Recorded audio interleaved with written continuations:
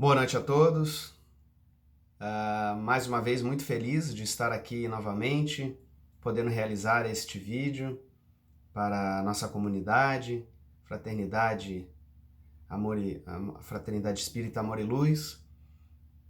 Sempre muito feliz, né? Porque foi o que eu falei há pouco em mensagem para nossa presidente Vanja. Eu sempre fico muito agradecido pela oportunidade de poder realizar esses vídeos, porque é uma forma da gente manter o estudo, né, manter a leitura, porque toda vez que a gente vai fazer uma palestra, um vídeo, a gente tem que se preparar um pouquinho, né? Quem já teve a oportunidade de ver o filme do Divaldo, que agora provavelmente vai ser lançado em várias plataformas aí né, dos filmes aí pelo Brasil, Netflix e essas outras plataformas de vídeo, de filme. Se a gente não se prepara, os bons espíritos não podem nos ajudar tanto assim, né?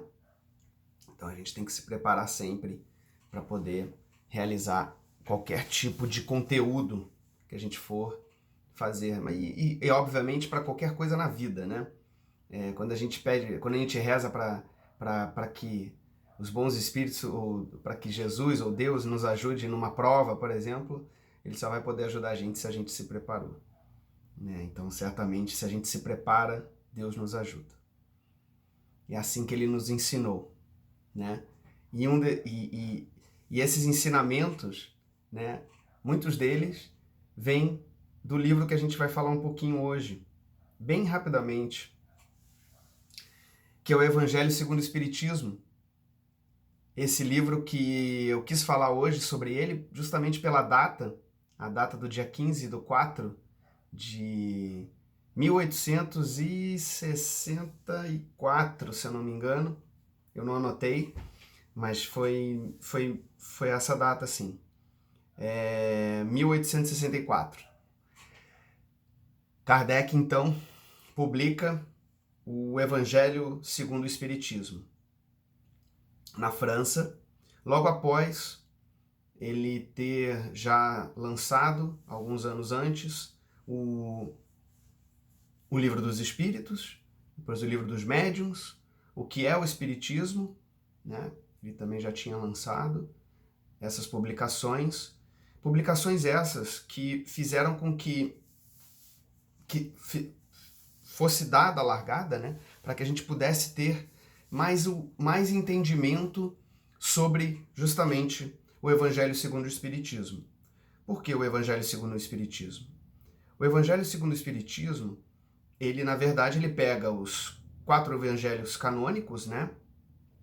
Os evangelhos canônicos ali de Mateus, Lucas e... Né? Bastante coisa ele pega ali de Mateus e de Lucas, principalmente, né? Mas ele permeia os ensinamentos ali canônicos, então, dos 4 evangelistas principais, que a Igreja Católica, né, colocou na Bíblia, e então discorre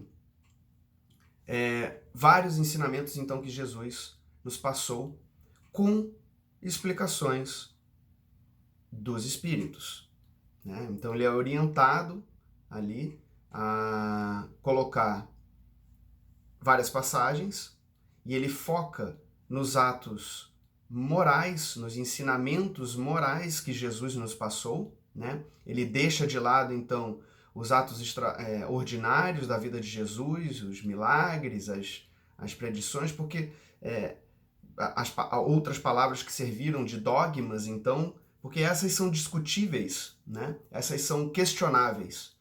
Porém, os ensinamentos morais de Jesus, ele serve para qualquer um, qualquer religião, até para quem for ateu, né? Então, ele foi muito bem orientado em colocar, então, neste livro e ensinar-nos, né, através das palavras e das explicações dos Espíritos, né, dessas passagens morais que Jesus teve na Terra e que passou, então, para os seus discípulos naquela época. e que esses, então, puderam transcrever isso aí para que ficasse eternizado, né?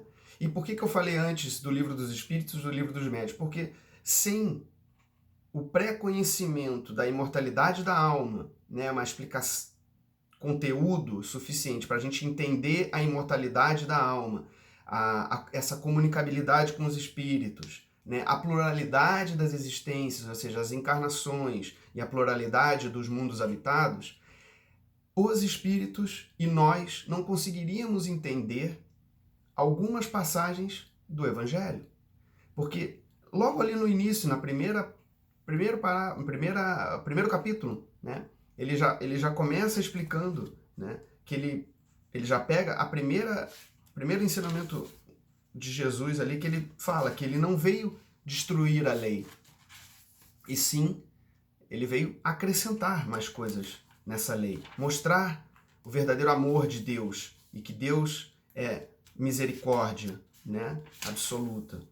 Então, ele vem ali nesse capítulo ensinar isso. E logo no capítulo 2, ele já fala, o meu reino não é deste mundo. Então, se a gente não conhece a pluralidade das existências e a pluralidade dos mundos habitados e da imortalidade da alma, a gente certamente não entenderia essa passagem, né? Essa passagem que ele nos passa nesse capítulo das palavras de Jesus. Então, todas essas explicações dependem desse entendimento que a gente tem, né, do Dic Plu Plu, que a gente brinca na evangelização com as crianças, né? O Dic Plu Plu, Deus, imortalidade da alma, comunicabilidade com os espíritos, pluralidade das existências e pluralidade dos mundos habitados. Então, se a gente entender isso e souber o que é isso, a gente fica com mais facilidade de entender o Evangelho segundo o Espiritismo, né?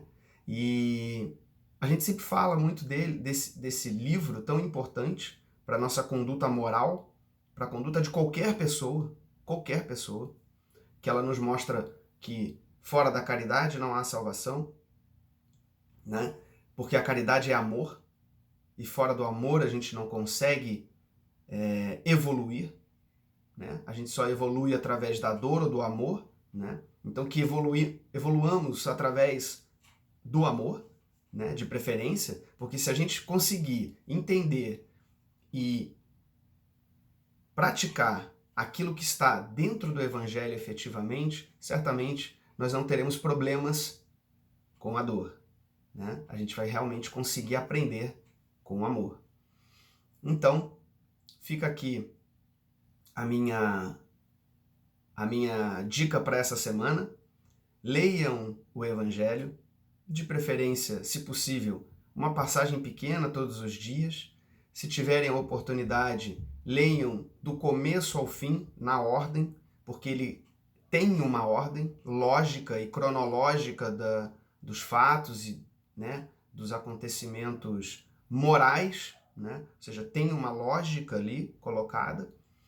Então, é interessante a gente ler, né, o Evangelho como um todo. Ali na introdução também ele vai falar um pouquinho sobre Sócrates e Platão, né, analisando as passagens desses filósofos, né, que demonstram claramente, né, que eles foram os precursores do espiritismo, né, do cristianismo, né, junto com o espiritismo, né. Várias passagens, então, ele coloca ali que são bem interessantes. Esse é meu convite para vocês hoje. Façam o evangelho em casa. Praticamente todos os evangelhos vêm já com um roteiro, né? Esse aqui meu, ó, ele já vem com um roteiro aqui. Então, né, o roteiro do evangelho no lar, para a gente fazer com a família, que é indispensável que a gente tenha o evangelho segundo o Espiritismo em casa, para a gente poder fazer, ler, comentar, né? Tentar entender o que está sendo colocado ali. E se vocês tiverem alguma dúvida, alguma pergunta, né, sobre o Evangelho ou sobre alguma coisa que por um acaso não ficou claro, façam contato com a gente, né? Nesse momento que a gente está de resguardo, né? tendo que pensar, é um momento legal para a gente ler um pouquinho essas passagens do Evangelho e, quem sabe, iniciar uma leitura do início ao fim do Evangelho, porque ele é inesgotável. Eu aprendi que o Evangelho segundo o Espiritismo, ele é fonte inesgotável para que a gente possa levantar o nosso astral, aprender e principalmente fazer com que a gente vigie os nossos pensamentos, porque ali você vai ler todos os dias um ensinamento diferente. Então, fica aqui o meu fraterno abraço a todos, que todos fiquem bem neste momento difícil. Estamos todos na mesma tempestade, mas os barcos certamente são diferentes. Então, que o Evangelho, segundo o Espiritismo, possa acalentar os vossos corações e que a gente siga em frente, sempre com a esperança, pois tudo passa e a gente, com fé, com trabalho, com estudo, a gente consegue superar tudo. Muito obrigado a todos e que assim seja.